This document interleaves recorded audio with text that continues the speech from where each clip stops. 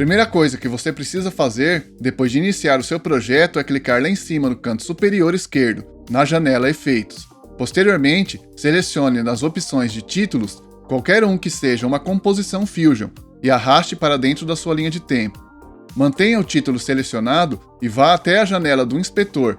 É importante que o seu título seja uma composição Fusion, porque são eles que suportam a linguagem de programação que deixei disponível para você copiar aqui embaixo na descrição desse vídeo. Certifique-se de ter selecionado e copiado todo o código corretamente, antes de retornar para o DaVinci Resolve. Caso não esteja funcionando, é porque o código pode não estar completo. Essa linguagem de programação, conhecida como Lua, é muito eficaz e, caso você não saiba, ela foi desenvolvida por 3 brasileiros e se aplica perfeitamente no DaVinci Resolve, além de ser muito segura. Agora, na janela do inspetor, clique dentro da caixa de texto com o botão direito do mouse. Várias opções aparecerão, e a que você precisa selecionar é a última, Expressão. Perceba que será habilitada uma caixa menor, que é justamente onde você colocará o código que copiou na descrição. É importante que você apague todo o texto existente antes de colocar o que você copiou. Agora clique com o botão direito do mouse novamente e selecione a opção Colar.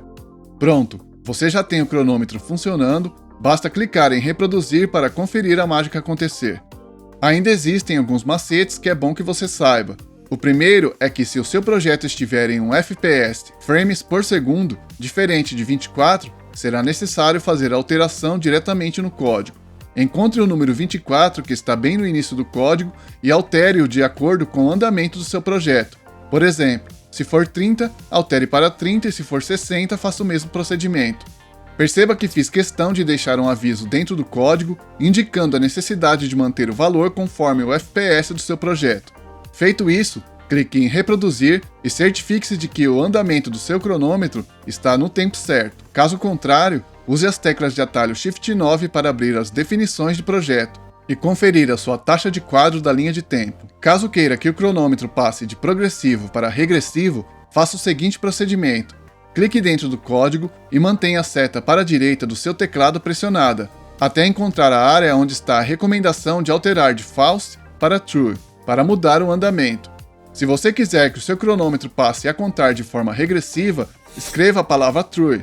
Caso mude de ideia e queira que ela volte a contar de forma progressiva, escreva a palavra False. Fique atento também à duração total se for regressiva no código, pois é recomendado aumentar esse valor caso esteja trabalhando sua animação no modo regressivo, para definir o ponto de partida da contagem. Não se esqueça de deixar um like e compartilhe esta dica com seus amigos para impulsionar o conteúdo, para torná-lo relevante e contribuir com o crescimento do canal. Não deixe de conferir a playlist especial que eu criei para usuários do DaVinci Resolve grátis, onde eu explico várias funções em cada uma das páginas do aplicativo.